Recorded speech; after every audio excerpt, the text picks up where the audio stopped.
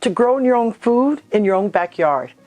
And if you are new to my channel, please consider subscribing and don't forget to hit the like button.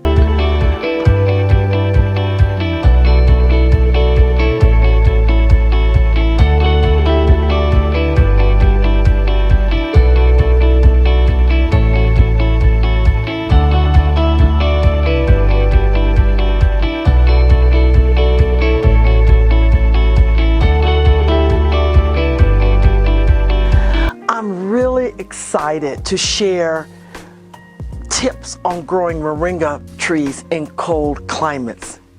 Did I say cold climates? Yes, cold climates. It can be done, but it will take some effort on your part. So I'm really excited to share my accomplishments and trials and errors growing moringa trees and tips I've learned along the way. I am growing moringa dwarf trees, also known as the miracle tree or tree of life, because of its numerous health benefits. I started all of these moringa trees from seed. Now keep in mind, the moringa tree is a tropical tree. It is believed to be native to the Himalayan tracts of northern India, but is now found worldwide in the tropics and subtropics. Moringa needs about 6 hours of direct sunlight. I'm in zone 5B, and both of these plants did well outdoors during the summer months. After bringing them in, they continued to grow until they were 2 feet tall and became very leggy, just like this, where all the leaves are at the top. What I've learned is when the moringa plant is about 2 to 3 feet tall, you want to harvest the leaves and then prune the plant back several times to continue leaf production, so the plant will become bushy like this. Therefore, I pruned both these moringa plants back for more leaf production. I cut both these moringa plants 2 inches from the soil level. So as you can see where I made the cut here, and then you can see where branches are coming out. Believe it or not, it was only when I cut this back that there apparently was another moringa seed in the soil where this branch came up. A month later, you can see both are starting to send out more shoots. So again, this one is doing very well and starting to look bushy. Both stems have multiple branches. For some reason, this one is growing slow, and I'm assuming it might have been overwatered. Therefore, I had to cut back on the watering. And because moringas have very, very long shoots, I started creating a humidifier tray at the bottom of this pot and allow the water to be absorbed from the bottom to cut back on the watering at the top.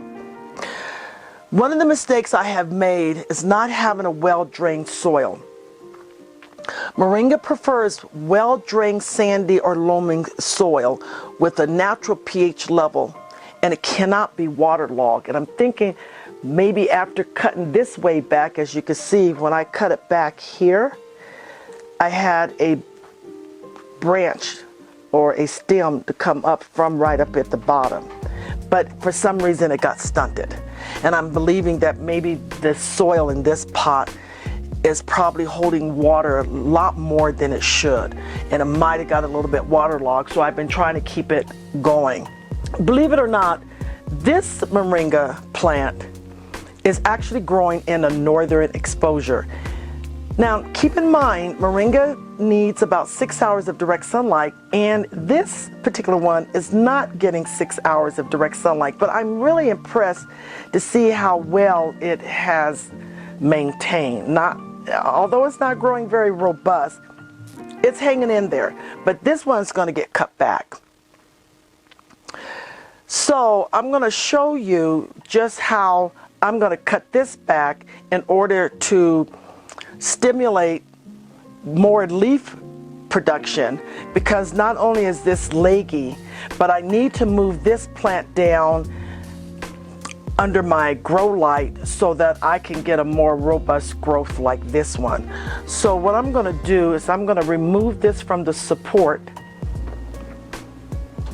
and kind of give you an example of how to cut this back at least 2 inches from the soil level. So I would say maybe 2 inches from the soil level. It's right about here. So I'm going to cut this back right about there. I will harvest these leaves and put them in my salad. But in the meantime, I'm going to go ahead and cut this moringa plant back just what I did, so that I can get a bushier plant just like this. Now, because moringa prefers well-drained sandy or loamy soil with a natural pH level and cannot be waterlogged, I am also going to water this particular plant from the base, from the humidifier tray, and not from the top. That's one of the struggles I've had growing moringa plants, is that they're very drought tolerant, and they have a long tap root, which makes them very resistant to periods of drought. So that's why I want to water only from the bottom, because of the long tap root. So as you can see, I was able to get this one a lot bushier doing the same thing I did here. And this one I'm going to have to monitor very closely, because I'm believing that the soil is a little heavier and is holding water a little more. So what I'm going to do is I'm going to move this one out of the way, and I'm going to start another moringa plant. I already have my soil, and I made sure that the soil is half sand, half compost, and half potting soil. So I'm going to go ahead and add my soil to this pot.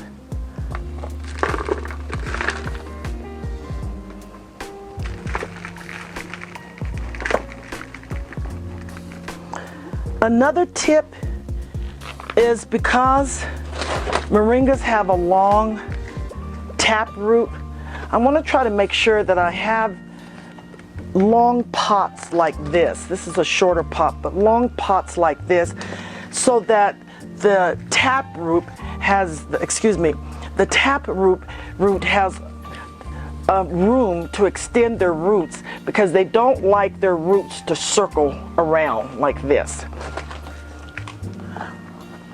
So I'm going to add a little more soil. Okay. Again, I have 50% of rich soil that has compost in, and 50% of sand.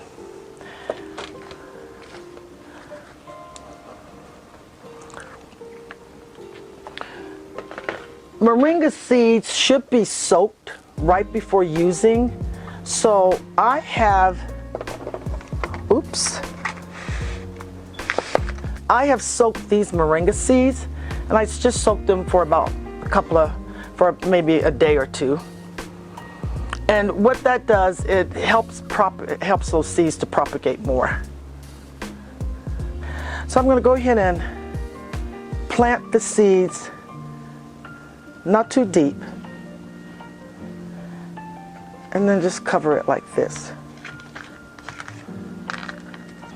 So I'm going to go ahead and put a saucer underneath this pot. Now I do want to give this soil a good watering, because I did put seeds in the soil. And I do want to monitor this to ensure that the soil is moist until the seeds propagate. I am going to put some mulch on top of it, and I'm going to put this under my grow light. I am going to put this under my grow light too, because the northern exposure it wasn't growing well, but believe it or not, it was surviving. So there you have it. Growing moringa trees in zone 5B in a northern climate. It can be done. Again, tips are they need at least 6 hours of direct sunlight. If you can't get it in a window exposure, do put it under grow light. Remember, the soil has to be 50% rich soil and 50% sand. Keep in mind that it has a long tap root to make it resistant to periods of drought. So you want to make sure you have a fairly tall pot to grow your moringa tree in. You want to make sure you're cutting it back so it can be more bushier and you have a lot more branches. When this plant gets another 2 feet tall, I'll probably cut it back again so it can get much bushier.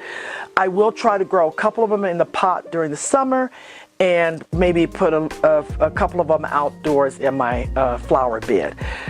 So just wanted to give you an update and share tips on growing moringa trees in a cold climate. Thank you for watching, and don't forget to hit the like button.